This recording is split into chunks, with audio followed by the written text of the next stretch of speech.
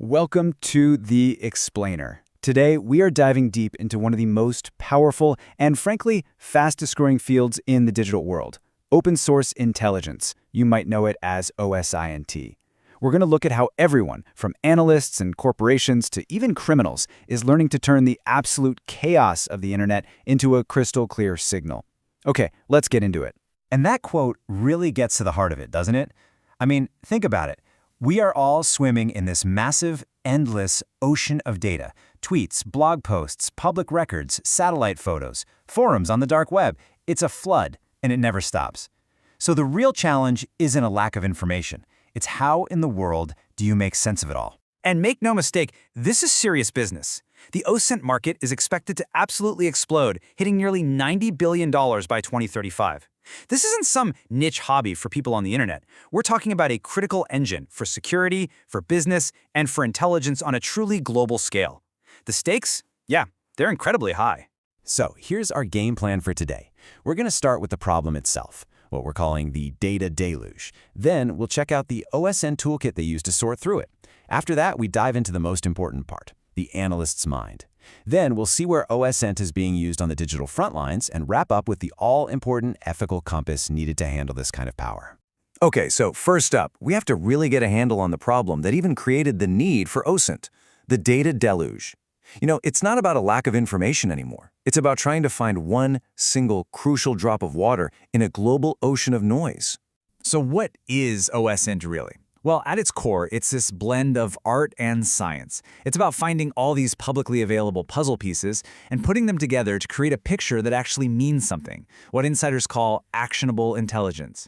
And let's be clear, this isn't about spying or hacking. It's about being the world's best detective, using information that's already out there, just hiding in plain sight.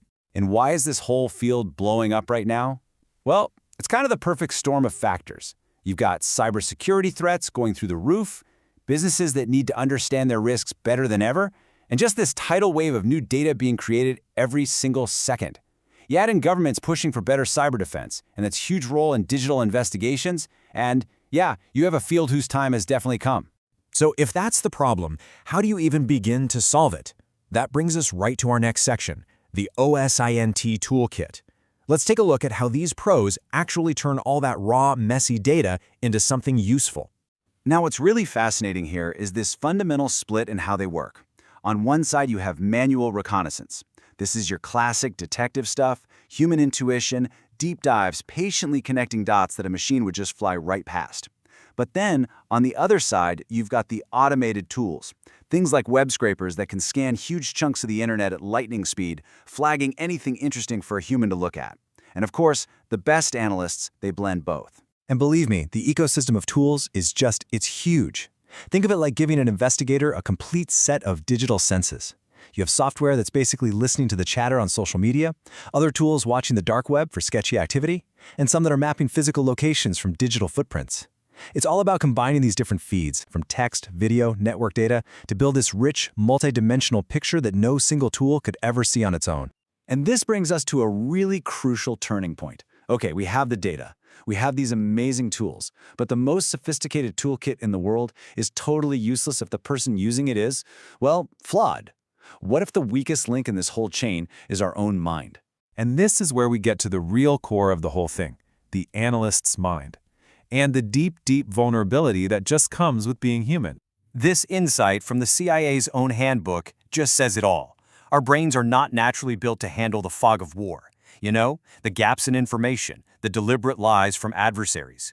We're wired to find patterns and make snap judgments, and in intelligence work, that can be an absolutely fatal flaw. See, we all look at the world through what are called mental models, or mindsets. A good way to think of them is like invisible glasses that we all wear. They're shaped by our experiences, our culture, our beliefs, and yeah, they help us make sense of the world fast, but they also filter and distort what we see, a lot of the time without us even knowing it's happening. And this leads to really predictable mistakes in our thinking. We fall into confirmation bias, where we only pay attention to data that supports what we already believe. We ignore or just explain away stuff that contradicts us. And get this, we get more confident as we get more data, even if we're not getting any more accurate. It all boils down to one simple thing. Our brains are built for shortcuts, not for objective truth. So how do you fight your own brain? Well, use structured techniques, like this one, the analysis of competing hypotheses. The logic is simple, but it's so powerful. Instead of picking your favorite theory and trying to prove it's right, this method forces you to list all the possibilities, and then you systematically try to prove each one wrong. The one that's left standing, the theory with the least evidence stacked against it, that's your answer. It's like weaponizing your own skepticism against your biases. Okay, so now let's go see where all these tools and techniques are actually being put to the test. Welcome to the digital front lines, where OSINT gets deployed in the real world. For the modern corporation, OSINT is basically a shield. It's all about what they call attack surface management, finding and fixing your own weak spots before an attacker can. It's about looking out at the world, understanding the threats, and building proactive defenses instead of just sitting around waiting for an alarm to go off. For researchers and academics, OSINT is like a super-powered microscope. It lets them sift through that ocean of public data to map out criminal networks, understand trafficking routes, or even analyze how disinformation spreads online. It's all about finding those hidden patterns in society's digital exhaust. But here's the other side of that coin. For the criminal, OSINT is a weapon. The more homework an attacker does on a target, finding employee names, what software they use, network details, the higher their chance of success. It just perfectly illustrates the dual-use nature of all these skills. And that brings us to our final, and I think maybe our most important section. Having this much power requires an ethical compass. This is about the incredible responsibility, the weight that comes with being able to see so much. This quote just cuts right to the heart of the whole dilemma. The only thing separating a cybersecurity professional from a cybercriminal is a code of conduct, a strong ethical compass. They use the same tools, they look at the same data. The only difference is their intent and their principles. So what does that mean in practice? It means there's this profound responsibility to protect things, not exploit them. It means constantly monitoring for threats, using these powerful tools for the greater good, and above everything else, being worthy of the immense trust that's been placed in you. Because without that ethical foundation, this whole field just falls apart. And so that leaves us with one final thought to really chew on. As we get closer and closer to a world of near total information, where pretty much anything can be discovered, this central challenge really shifts. It's not just about finding the data anymore, it's about having the wisdom, the judgment, and the ethics to know what to do with it.